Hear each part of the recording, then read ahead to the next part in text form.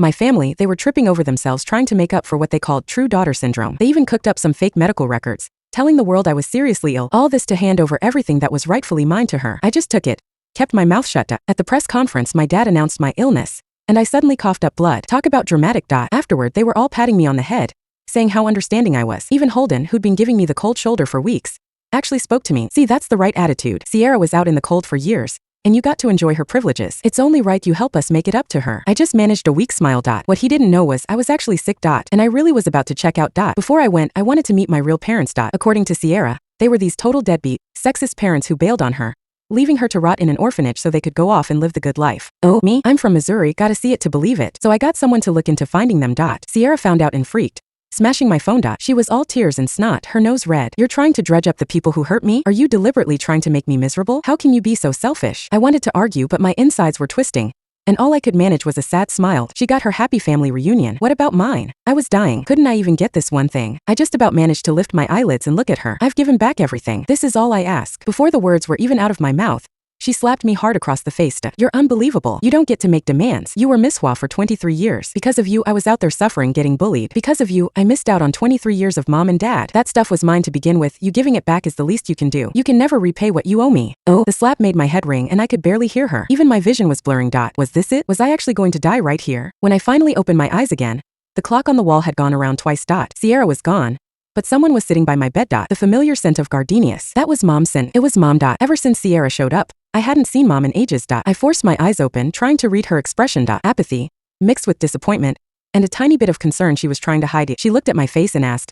Sierra hit you, didn't she? I didn't say anything. She sighed. Can't really blame her. You went too far trying to find those two losers. You know that's just stirring up trouble. I said. Sierra was rescued from the earthquake rubble when she was 5. After she was sent to the orphanage, she wasn't abandoned. That's just what you think. Sierra said she saw them leaving her behind, getting on a rescue vehicle and driving off. She chased them, but they didn't stop. Before that, they were always hitting her, yelling at her because she wasn't a boy. That earthquake? It was the perfect excuse for them to ditch their kid. Why would you even want to find people like that? Oh, I clutched the jade pendant in my hand, my eyes stubborn. If you're here visiting me, she'll be upset. Mom's expression flickered. She frowned. Not this time. I'm taking you to her movie launch party. Wind rushed past my ears and I closed my eyes. Can't I skip it? Mom blurted out.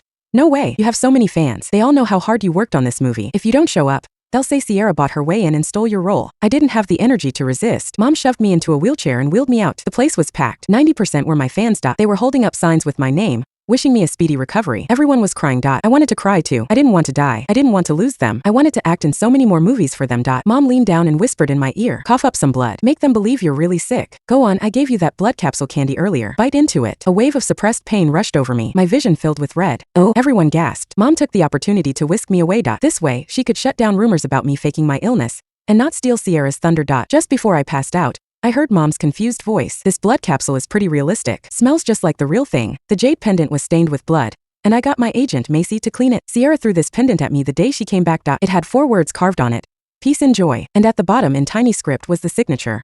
Mom. Ning. Sierra said it was some cheap trinket my real parents bought for her, but I could smell the faint scent of gardenias on it. I could almost see a gentle woman carefully polishing this delicate pendant. Macy squeezed my hand, her eyes red. Listen to me. Let's get you more treatment. I swallowed the metallic tang in my mouth and asked, is 7 days enough? I'm afraid I only have 7 days left. She blinked back tears and shook her head. It's not enough. You just hold on. You know I don't have much talent. If I hadn't met a talented actress like you, I wouldn't have become a top agent. Finding people isn't my thing. You have to live a long life so I can find them slowly and bring them to your side. Oh, don't waste your energy. I've already pulled back everyone you hired. Holden walked in, expressionless. He still had some confetti on his black overcoat, so he must have come straight from the launch party. Macy bristled. Mr. Holden, that's a low blow. I'm spending my money to hire people to do a job. What right do you have to stop me? Just because your family is powerful doesn't mean you can bully people like this. He just gave her a cold look and ignored her. After scanning me up and down, the light in his eyes softened a bit. Your acting is good. You can stay in character even when the cameras aren't rolling. He crouched down, his long fingers caressing my face. The longing in his eyes intensified.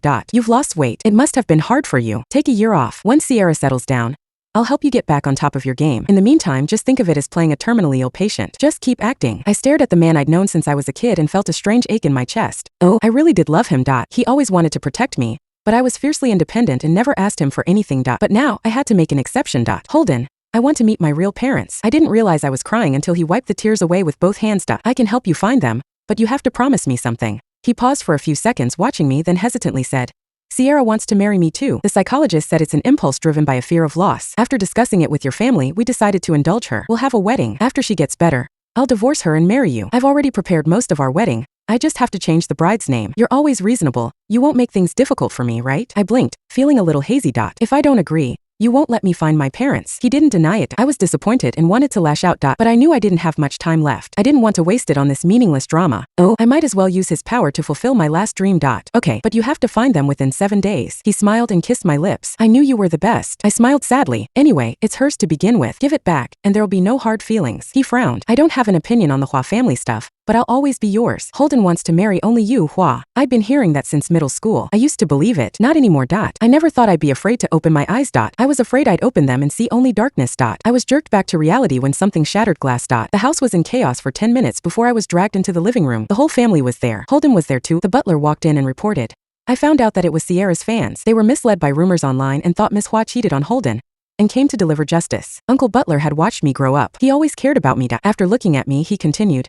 I also found that these messages were sent from Sierra's account. Oh, in the stifling silence, everyone turned to look at Sierra with questioning eyes. Sierra bit her lip. Dad spoke first. It must be some black fan who hacked into Sierra's account. Sierra interrupted him, her expression high and mighty. I did it. I spread the news. Why shouldn't I? Her fans were calling me a homewrecker. I was just returning the favor. I didn't have the energy to argue with her, but I couldn't help saying, they were right. Sierra stood up and glared at me. I'm a homewrecker? If you hadn't taken my place, it would be me marrying Holden. The Hua and Holden families aren't childhood sweethearts. I reminded her. She had no response. She pursed her lips, her face red, and soon tears started to fall. Mom put her arms around her and comforted her, then turned to me and said, it's done now, there's no other way. If we don't say this, everyone will call Sierra a homewrecker. It's better if everyone thinks you cheated first. Yeah, if I cheated, then Holden breaking up with me and marrying a new bride would be a welcome, satisfying plot twist. Oh, Mom looked at me with a hint of pity but said, for now we need to focus on Sierra. Hua, I'm sorry, but you'll have to suffer a little. Dad sighed. Compared to Sierra's suffering in the past, this is nothing. Let them say what they want. We'll protect you. You don't have to be afraid of being hit, right? Suddenly I coughed. I coughed badly. My pale face coughed up a little blood, giving me a morbid look, like a final burst of energy before death. Holden stared at me, his brow furrowed. At this moment Sierra completely blocked me, coldly looking down at me. Still faking it, huh? You think you can cough twice and the whole family will indulge you? Let me tell you, it doesn't look real at all. I'll show you what real pain looks like. A breeze blew through the room, and I vaguely saw her pull down her clothes, revealing a large patch of skin on her back. It was covered in densely intertwined old scars. Everyone gasped and surrounded her.